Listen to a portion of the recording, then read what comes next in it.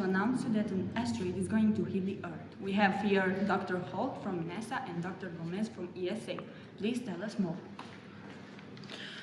The asteroid is moving at 25 kilometers per second and could hit within 72 hours. Its energy would be equivalent to over 100 million megatons. Current models give it a 70% impact probability. The most likely path targets the equator zone. Angle of entry will determine regions versus global consequences.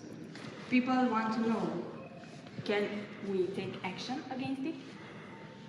Please answer. Yes. International coordination is in motion, but a deflection isn't possible at this stage. We're focusing on impact prediction and emergency readiness. Can Earth survive this? Earth? Yes. Civilization as we know it, unlikely. We should hide. We should hide? We're going to die? What's happening? We're going to die! People, we're going to die!